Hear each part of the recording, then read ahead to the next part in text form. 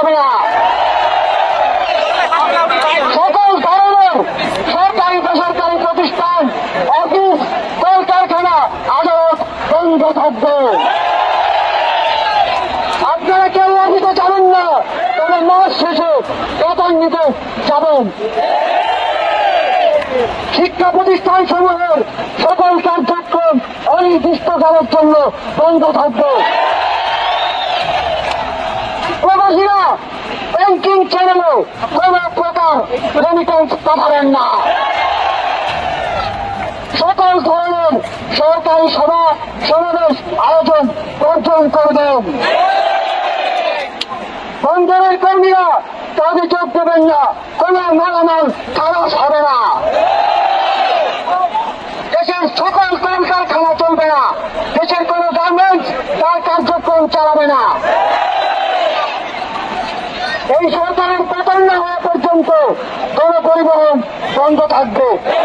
আগামী রবিবার এবং প্রতি সপ্তাহের প্রথম দিন রবিবার শুধুমাত্র ব্যক্তিগত লেনদেনের জন্য ব্যাংক খোলা থাকবে।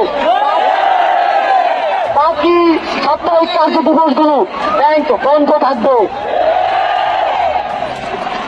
পুলিশ সদস্যরা রুটিন ডিউটি ব্যতীত কোন ধরনের প্রোটোকল ডিউটি, রায়ত ডিউটি, প্রোটেস্ট ডিউটি পালন করবে না। শুধুমাত্র পুলিশ নিয়মিত থানার রুটিন ওয়ার্ক পালন করবে। বিজিবি ও নৌবাহিনী ব্যতীত অন্য বাহিনী ক্যান্টনমেন্টের বাইরে ডিউটি পালন করবে না।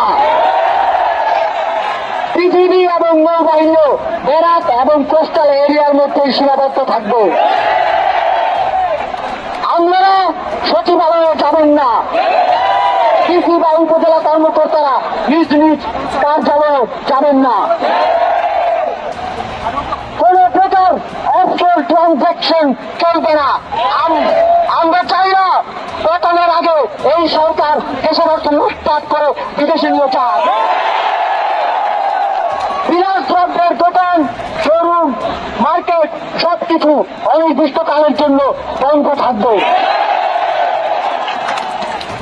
আমাদের অসহযোগ আন্দোলনের আওতামুক্ত থাকবে হাসপাতাল, ফার্মেসি, জরুরি পরিবহন সেবা যেমন ঔষধ ও চিকিৎসা সরঞ্জাম পরিবহন, অ্যাম্বুলেন্স সেবা, ফায়ার সার্ভিস, গণমাধ্যম, নিত্য প্রয়োজনীয় দ্রব্য পরিবহন, জরুরি ইন্টারনেট সেবা, জরুরি ত্রাণ সহায়তা এবং এই খাতে কর্তব্যরত কর্মচারী এবং কর্মকর্তাবৃন্দ।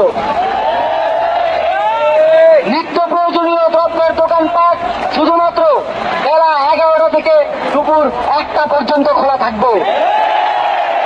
বন্ধুগণ, এই স্বৈরাচারী খুনি সরকারের পতন না হওয়া পর্যন্ত এই প্রত্যেকটা কর্মসূচি আপনারা পাড়ায়, মহল্লায়, গ্রামে, শহরে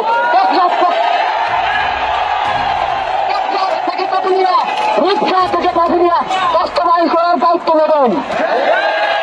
আপনারা কি সেই দায়িত্ব নিচ্ছেন? দায়িত্ব নেবেন, হাত করেন।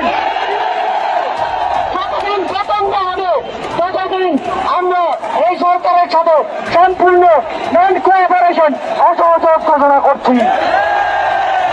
অসহযোগের পাশাপাশি বিক্ষোভ মিছিল সমাবেশ করে